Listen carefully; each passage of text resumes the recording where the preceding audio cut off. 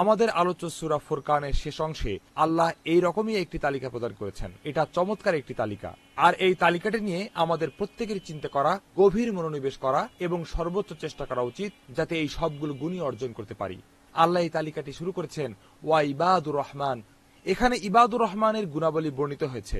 ইবাদুর রহমান অর্থাৎ যারা হলেন আর রহমানের বান্দা, যাদেরকে আল্লাহ তার ইবাদত করার জন্য বাছাই করেছেন, এটা হলো তাদের তালিকা। আপনি কি ইবাদুর রহমানের অন্তর্ভুক্ত হতে চান? তাহলে এই তালিকাটি আপনার মনে রাখা চাই। তো ইবাদুর রহমানের প্রথম গুণটি, সংজ্ঞা নির্ধারণকারী গুণটি হলো আল্লাযীনা ইয়ামশুনা আলাল আরদি হাওনা।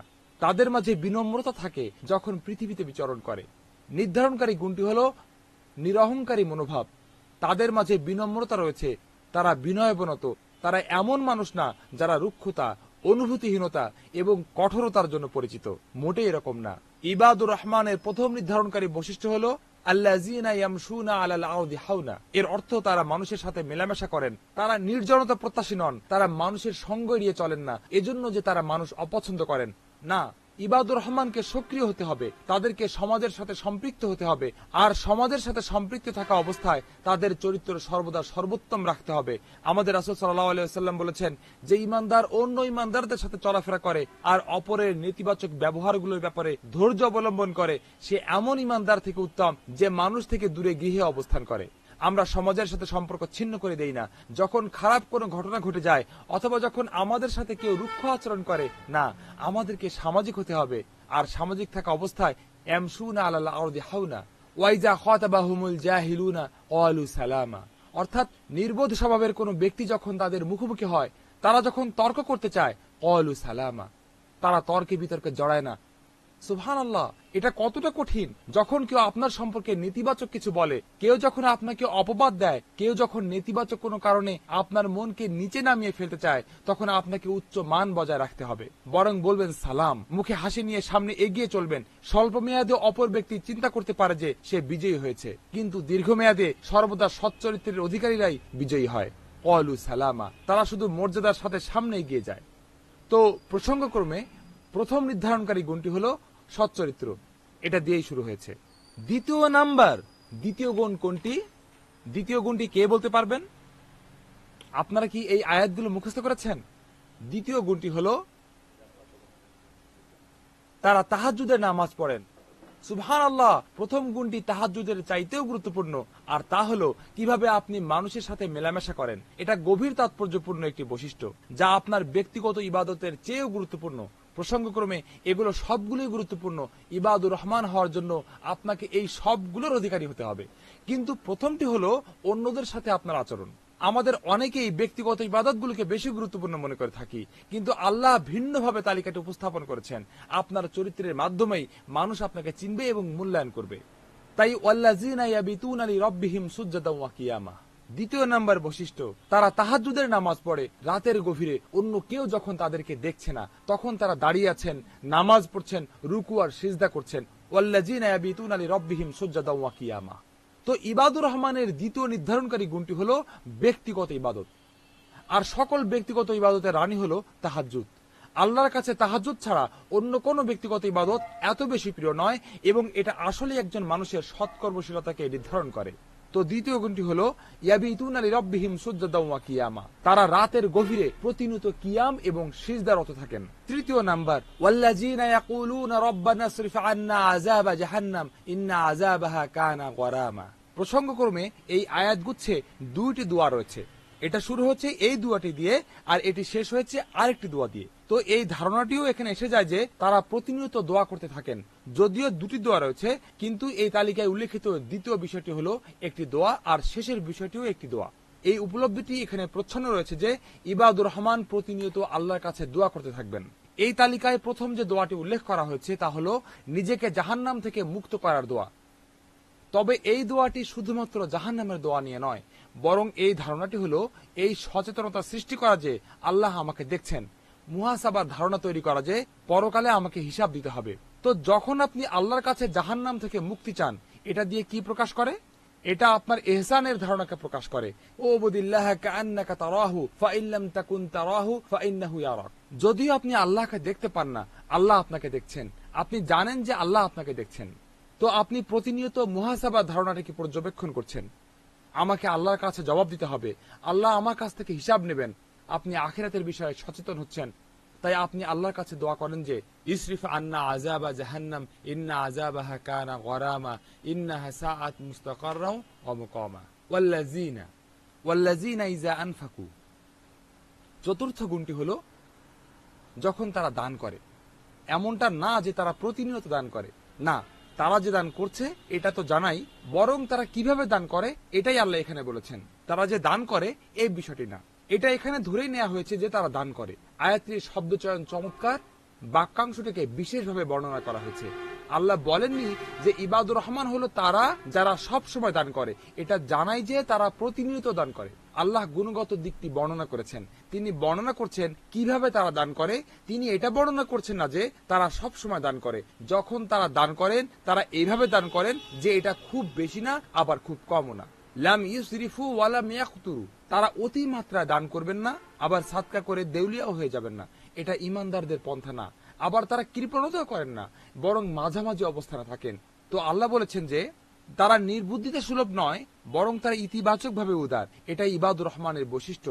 তারা সর্বদাই দান দক্ষিণে রত, এমন ভাবে যা আল্লাহ প্রদত্ত সামর্থ্য অনুযায়ী মানানসই। তারা সবকিছু দান করে দেউলিয়া হয়ে যাবেন না, কিন্তু তারা দান করেন এবং দান করেন এবং দান করেন, আর তারা নিজেদের পরিবারের জন্য রাখেন। তো এটা হলো ইবাদুর রহমানের আরেকটি নির্ধারণকারী গুণ। আল্লাহ বলেছেন ওয়াল্লাযিনা লা ইয়াদউনা মা'আল্লাহি ইলাহান আখার, অর্থাৎ তারা মিথ্যা উপাস্যের উপাসনা করে না, আর তারা হত্যা সংগঠিত করে না যদি না এটা কিসাস হয় অথবা ন্যায়সঙ্গত কোনো প্রয়োজনে করা হয়, আর তারা ব্যভিচার করে না। এখন প্রশ্ন আসে, কেন এগুলো তালিকায় এত পরে আসলো? নিশ্চিতভাবে শিরক, হত্যা এবং ব্যভিচার এগুলো অনেক বড় কবিরা গুনাহ। কেন এগুলো তালিকার মাঝখানে আসছে, শুরুতে কেন আসলো না? এর জবাব হলো, এই বৈশিষ্ট্যগুলো যদি আল্লাহ শুরুতেই উল্লেখ করতেন তাহলে তা ইবাদুর রহমানের জন্য মানানসই হতো না। কল্পনা করুন তো, ইবাদুর রহমান তারা যারা হত্যা করে না, বেশিরভাগ মানুষই তো হত্যা করে না। এখানে আল্লাহ আমাদেরকে জানাতে চান যে ইবাদুর রহমান কোনো কবিরা গুনাহ করেন না। এখানে 3টি গুনাহের কথা বলা হয়েছে সকল কবিরা গুনাহকে চিত্রায়িত করার জন্য। সবচেয়ে বড় কবিরা গুনাহ হলো শিরক, তারপর সৃষ্টিকুলের প্রতি সংগঠিত কবিরা গুনাহ হলো হত্যা, ব্যক্তিগত জীবনে সংগঠিত সবচেয়ে বড় কবিরা গুনাহ হলো ব্যভিচার। তো এই 3টি কবিরা গুনাহ অন্য সকল কবিরা গুনাহের প্রতিনিধিত্ব করছে, কারণ কবিরা গুনাহ হলো হয়তো শিরক অথবা এটা হয়তো অন্য মানুষের ক্ষতি করে। এর মধ্যে সবচেয়ে খারাপটি হলো হত্যা, এটা হয়তো আপনার ব্যক্তিগত জীবন নিয়ে। এর মধ্যে সবচেয়ে খারাপটি হলো ব্যভিচার। আল্লাহ মূলত এখানে বলেছেন যে ইবাদুর রহমান কোনো কবিরা গুনাহ করে না, আর যারই কবিরা গুনাহ রয়েছে ইয়ালকা আসামা, সেই ব্যক্তি ইবাদুর রহমান হতে পারবে না, সে শাস্তির মুখোমুখি হবে। কবিরা গুনাহের জন্য সতর্কতা হলো শাস্তি। কিন্তু কেউ যদি কোনো গুনাহ করে ফেলে তাহলে কি হবে? সকলে আশাই কি শেষ? কিছুই কি করা যাবে না? না, আল্লাহ বলেছেন যারা কবিরা গুনাহ করে ফেলেছে এর পরেও তারা ইবাদুর রহমান হতে পারবে। সেটা কিভাবে? সেই প্রক্রিয়াটি কি? ইল্লা মান তাবা ওয়া আমানা ওয়া আমিলা আমালান সালিহান ফাউলাইকা ইবাদুল্লাহু সাইয়্যাতিহিম হাসানা। আপনি কোনো কবিরা গুনাহ করে ফেললেন, এরপর তওবা করবেন, আপনি আপনার ঈমানকে নবায়ন করে নেবেন, এরপর সৎকর্ম করবেন, তখন আল্লাহ সেই কবিরা গুনাহকে সৎকর্মে রূপান্তরিত করে দিবেন। তো আপনি আগে যাই করে থাকেন ইবাদুর রহমান হওয়ার সুযোগ এখনো রয়েছে। আয়াত অনুযায়ী যদি আপনি হত্যাও করে থাকেন, এরপর যদি আপনি প্রকৃতপক্ষেই আল্লাহর কাছে অনুতপ্ত হন, নিজেকে পরিবর্তন করে ফেলেন, ঈমানকে নবায়ন করে নেন, এরপর ভালো কাজ করতে থাকেন, তাহলে আল্লাহ আপনাকে ইবাদুর রহমানের মর্যাদায় উন্নীত করবেন। এটা কোরআনের আশা জাগানো আয়াতগুলোর একটি। আপনি ইবাদুর রহমান হতে পারবেন। এমনকি যদি আপনি শিরক করে থাকেন, এমনকি যদি উল্লেখিত এই কবিরা গুনাহগুলো করে থাকেন, তবে শর্ত হলো আপনাকে আন্তরিকভাবে তওবা করতে হবে। শুধু তাই না, আন্তরিক সেই তওবা পাপ কাজকে পূর্ণ কাজে পরিবর্তিত করে দিবে। উদাহরণস্বরূপ, মাদক গ্রহণের জন্য শাস্তি পাবার স্থানে মাদকাসক্ত ব্যক্তি যদি আসলেই তওবা করেন এবং তার জীবনকে সম্পূর্ণ পরিবর্তন করে ফেলেন এবং নতুন অধ্যায়ের সূচনা করেন, এটা খুবই সম্ভব যে আগের সেই পাপে পূর্ণ জীবনকেও পুরস্কৃত করা হবে। কারণ প্রকৃতপক্ষে সেই পাপগুলোর অনুতাপই ইবাদুর রহমান হওয়ার অনুপ্রেরণা জুগিয়েছে। তাই আল্লাহ আমাদের জন্য এই সুযোগ উন্মুক্ত রেখেছেন, যদি আপনি এই গুনাহগুলো করেও থাকেন এখনো সুযোগ রয়েছে ইবাদুর রহমান হওয়ার। তারপর আল্লাহ বলেছেন ওয়াল্লাযিনা লা ইয়াশহাদুনা যুরা, অর্থাৎ তারা মিথ্যা সাক্ষ্য প্রদান করে না, তাদের জিহ্বা সত্য কথা বলে, তারা মিথ্যা ভ্রান্ত কথা বলে না। ব্যবসায়িক লেনদেনে, আদালতের সাক্ষ্য প্রদানে, অন্যদের সাথে মেলামেশার ক্ষেত্রে তারা পরিশুদ্ধ, তারা সততাপূর্ণ। ওয়াল্লাযিনা লা ইয়াশহাদুনা যুরা ওয়া ইযা মাররু বিল্লাহwi মাররু কিরামা, প্রথম আয়াতটিতে যে গুণটির কথা এসেছে এটা তার অনুরূপ। কোন নির্বোধের মুখোমুখি হলে তারা বলেন সালাম, এটাও একই রকম, এটা তার চেয়েও উঁচু স্তর। যখন তারা লাগু ঘুরছে এমন আসর অতিক্রম করে। লাগু ঘুরছে এমন আসর কোনগুলো? চিন্তাবিদগণ বলেছেন সময় অপচয়কারী সবকিছুই এর অন্তর্ভুক্ত। মর্যাদাহানিকর যা কিছুই রয়েছে তারা তা অতিক্রম করেন মর্যাদা সহকারে। তারা এমন কিছুতে যুক্ত হন না যা কোনো উপকারে আসবে না। আপনারা জানেন প্রত্যেক সমাজ এবং সভ্যতায় প্রচলিত অভ্যাস হলো মানুষ সময়ের অপচয় করে থাকে, মানুষ একত্র হয়ে মূল্যহীন কোনো কিছুতে লিপ্ত হয়। কিন্তু ইবাদুর রহমান তেমনটা না, তাদের অবস্থান এর চেয়ে উপরে। তাই তারা এরকম আসর অতিক্রম করে যান মর্যাদার সাথে। যদি সেখানে হারাম কিছু না ঘটে তারা হয়তো রাগান্বিত হবেন না, কিন্তু তারা সেখানে তাদের সময় অপচয় করবেন না। তো যখন তারা লাগু অতিক্রম করেন তারা তা মর্যাদার সাথে অতিক্রম করেন। তারপর আল্লাহ বলেছেন ওয়াল্লাযীনা ইযা যুকিরু বিআয়াতি রাব্বিহিম লাম ইয়াখিরু আলাইহা সুম্মা ওয়া উমিয়ানা। যখন তাদেরকে আল্লাহর নিদর্শনগুলো স্মরণ করিয়ে দেয়া হয় কোরআন সম্পর্কে, যেটাতে তাদের ঘাটতি রয়েছে, তারা উদ্ধত্ত প্রদর্শন করে না এবং তারা এতে মনোযোগী হয়। তো ইবাদুর রহমানের আরেকটি বৈশিষ্ট্য হলো তারা উপদেশ গ্রহণে উন্মুক্ত, তারা সংশোধনের জন্য উন্মুক্ত, তারা ভালো কথা শ্রবণে উন্মুক্ত। এখানে এই ইঙ্গিত রয়েছে যে তারা জ্ঞানের আসরে অংশ নিতে ভালোবাসেন, সৎকর্মশীলদের সঙ্গ তাদের পছন্দ, তারা কুরআন এবং সুন্নাহর কথা শুনতে আগ্রহী, তারা ইসলাম শিখতে আগ্রহী। তো ইলমের হালকাগুলোতে সম্পৃক্ত থাকা, জ্ঞানের সাথে সম্পৃক্ত থাকা, আল্লাহ ও তার রাসূলের স্মরণে রত থাকা, এগুলো ইবাদুর রহমানের লক্ষণ। এরপর বর্ণিত সর্বশেষ বৈশিষ্ট্য একটি দোয়া, ওয়াল্লাযীনা ইয়াকুলুনা রাব্বানা হাব লানা মিন আজওয়াজিনা ওয়া যুররিয়াতিনা কুরাতা আয়ুন। তারা সৎকর্মশীল পরিবার, সৎকর্মশীল জীবনসঙ্গী কামনা করেন, তাই তারা আল্লাহর কাছে প্রার্থনা করেন যাতে পরিবার সৎকর্মশীল হয়ে ওঠে। তো ইবাদুর রহমানের একটি বৈশিষ্ট্য হলো তাদের আগ্রহ শুধুমাত্র নিজেকে নিয়েই না, তারা নিজ পরিবারকেও পর্যবেক্ষণে রাখেন, তাদেরকে নিজ পরিবারের মানোন্নয়নেরও চেষ্টা করতে হয়। আপনি নিজের পরিবারকে উপেক্ষা করে সৎকর্মশীল হতে পারবেন না, আপনি ইবাদুর রহমান হতে পারবেন না যখন আপনার পরিবারের সাথে ইবাদুর রহমানের কোনো সম্পর্ক থাকবে না। তাদের জীবনের সাথে আপনাকে সম্পৃক্ত থাকতে হবে, একসাথে সকলের মান উন্নীত করবেন, প্রতিনিয়ত তাদের জন্য দোয়া করবেন, উন্নত হওয়ার আকাঙ্ক্ষা করবেন। আল্লাহর কাছে এভাবে দোয়া করবেন যে আমার সন্তান এবং বংশধরদের মধ্য থেকে আমার জন্য চক্ষুর শীতলতা দান করুন। ওয়াজআলনা লিল মুত্তাকিনা ইমামা, এই দোয়াটির শেষ অংশ, এবং আমাদেরকে মুত্তাকিদের ইমাম বানিয়ে দিন। আমি অনেকবার এই আয়াতাংশটি নিয়ে কথা বলেছি। এখানে ইমাম বলতে নামাজের ইমাম বোঝাচ্ছে না, এখানে ইমাম অর্থ হলো অনুকরণীয় আদর্শ। ইমানদারদের জন্য অনুকরণীয় আদর্শে পরিণত হবার আকাঙ্ক্ষা আমরা করি। আমরা এতটাই ধার্মিক আর সৎকর্মশীল হবার আকাঙ্ক্ষা করি প্রদর্শনের উদ্দেশ্যে না, বরং এজন্য যে আল্লাহ যাতে আমাদেরকে অন্য সৎকর্মশীলদের জন্য অনুকরণীয় আদর্শে পরিণত করেন। মুত্তাকিগণ আমাদের দিকে দেখবে এবং বলবে এই সেই ব্যক্তি যে সবরের অধিকারী, প্রদর্শনের উদ্দেশ্যে না, যে ইমানের অধিকারী, এই সেই ব্যক্তি যার ইলম রয়েছে, এই সেই ব্যক্তি যে উদার হৃদয়ের অধিকারী। আমরা এমন আকাঙ্ক্ষা করি আমাদের আত্ম অহংকারের জন্য না, আমরা এটা করি যাতে সাদকা জারিয়া অর্জন করতে পারি, যাতে আল্লাহর কাছে উঁচু মর্যাদা লাভ করতে পারি। আর আমরা আল্লাহর কাছে এটা চাই, মানুষের কাছে চাই না। আমরা আদর্শ হতে চাই এবং মুত্তাকিদের ইমাম হতে চাই, কিন্তু এটা আমাদের আত্ম অহংকারের জন্য না, বরং আল্লাহর কাছে কিভাবে আমরা উঁচু মর্যাদা পাবো মুত্তাকিদের ইমাম হওয়ার মাধ্যমে। ওয়াজআলনা লিল মুত্তাকিনা ইমামা, আমরা সেই ধার্মিকতা এবং সৎকর্মশীলতা অর্জন করতে চাই সাদাকা জারিয়া রেখে যাওয়ার জন্য, মানুষকে প্রভাবিত করার জন্য। সেরাদের সেরা হতে চাওয়া তো দোষের কিছু নেই, বরং এটাই ইমানের মূল কথা। আমরা সেরাদেরও সেরা হতে চাই, কিন্তু আমরা এটা আল্লাহর কাছে চাই, মানুষের কাছে চাই না। আমরা এটাকে প্রধান উদ্দেশ্যেও পরিণত করি না, এটা গৌণ উদ্দেশ্য।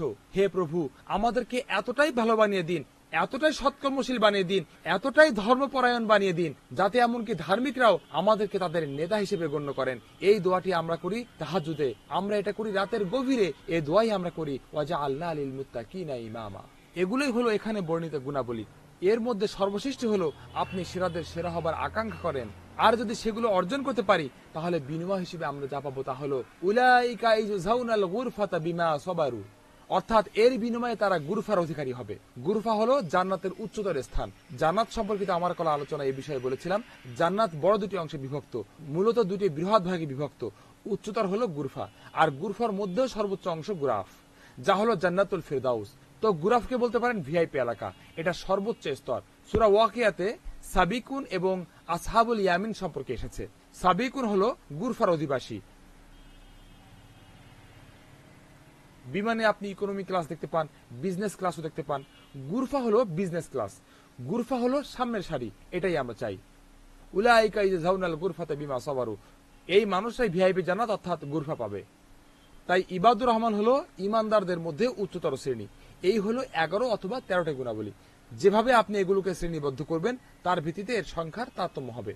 আমি আমার নিজেকে এবং আপনাদের সকলকে উপদেশ দিচ্ছি, সবাই নিজে থেকে অনুবাদ সহকারে অনুচ্ছেদটি পাঠ করুন, তালিকাটি অনুধাবন করুন, এই সবগুলো গুণ বাস্তবায়িত করার যথাসাধ্য চেষ্টা করুন। যদি এগুলো নিয়মিত নাও করতে পারেন, কমপক্ষে আংশিকভাবে হলেও শুরু করুন, যাতে আল্লাহর ইচ্ছায় আমরা ইবাদুর রহমানের অন্তর্ভুক্ত হতে পারি এবং বুরাফের অধিকারী হতে পারি। জাযাকুমুল্লাহু খায়রান। আসসালামু আলাইকুম ওয়া রাহমাতুল্লাহি।